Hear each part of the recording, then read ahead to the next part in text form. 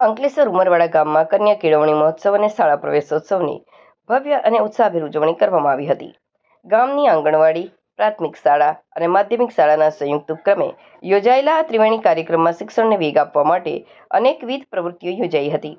કાર્યક્રમની શરૂઆત ભરૂચ જિલ્લા પંચાયતના કારોબારી પ્રમુખ પ્રવીણભાઈ એમ પટેલના હસ્તે દીપ પ્રાગટ્ય કરીને કરવામાં આવી હતી. શૈક્ષણિક વર્ષ 2026-27 અંતર્ગત આંગણવાડી ધોરણ 1 અને ધોરણ 9માં પ્રવેશ મેળવનાર ભૂલકાઓ અને વિદ્યાર્થીઓનું કુમકુમ તિલકથી સ્વાગત કરાયું હતું. બાલવાટિકાના બાળકોને પ્રોત્સાહિત કરવા માટે દફતર અને યુનિફોર્મનું વિતરણ કરવામાં આવ્યું હતું. કાર્યક્રમમાં ઉપસ્થિત સૌ કોઈએ ટ્રાફિક નિયમોના પાલનની પ્રતિજ્ઞા લીધી હતી. આ સાથે જ શાળા પરિસરમાં વૃક્ષારોપણ કરીને પર્યાવરણ બચાવવાનો સંદેશ આપવામાં આવ્યો હતો. માધ્યમિક શાળાના વિદ્યાર્થીઓને આવવા જવા માટે શરૂ કરાયેલી નવી પરિવહન સેવાઓને મહાનુભાવો દ્વારા લીલી ઝંડી બતાવી પ્રસ્થાન કરવામાં આવ્યું હતું. શાળાના પ્રોત્સાહન ભાગરૂપે ધોરણ 10 અને 12ની બોર્ડ પરીક્ષામાં શ્રેષ્ઠ પ્રદર્શન કરનાર વિદ્યાર્થીઓનું બહુમાન કરાયું હતું. આ ઉપરાંત સરકારી સ્કોલરશિપ માટેની સ્પર્ધાત્મક પરીક્ષાઓ જેવી કે CET, જ્ઞાન સાધના અને NMMS-માં મેરિટ લિસ્ટમાં સ્થાન મેળવી ગામનું નામ રોશન કરનાર તેજસ્વી વિદ્યાર્થીઓને ટ્રોફી અને પ્રમાણપત્ર આપી સન્માનિત કરાયા હતા. મુખ્ય અતિથિ વિશેષ ભરૂચ જિલ્લા પંચાયતના કારોબારી પ્રમુખ પ્રવીણભાઈ પટેલે વાલીઓ અને ગ્રામજનોને સંબોધતા જણાવ્યું હતું કે બાળકનો શાળામાં પ્રવેશ એ માત્ર એક દિવસનો ઉત્સવ નથી, પરંતુ તેના ઉજ્જવળ ભવિષ્યનો મજબૂત પાયો છે. તેમણે વાલીઓને પોતાના બાળકોના શિક્ષણ પ્રત્યે વધુ સજાગ અને સક્રિય સહભાગી બનવા ખાસ અનુરોધ કર્યો હતો.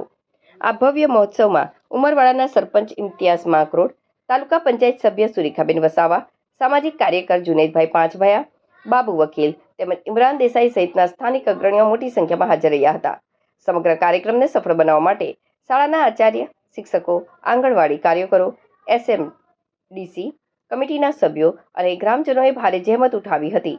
અંતમાં રાષ્ટ્રગાન સાથે આ પ્રવેશોત્સવનું હર્ષોલ્લાસ સાથે સમાપન થયું હતું.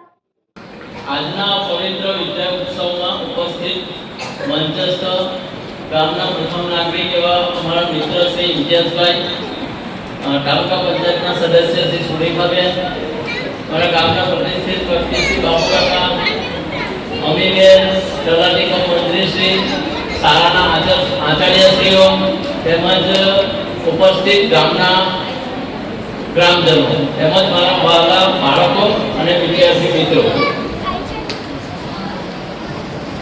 સૌ પ્રથમ તો આજના ઉત્સવભર્યા દિવસે એક સુંદર કાવ્ય પંક્તિની મારી વાતની શરૂઆત કરવા માંગુ છું. જ્ઞાનનું સિંચન જ્યાં થાય છે એ જ સાચું વિદ્યાલય કહેવાય છે.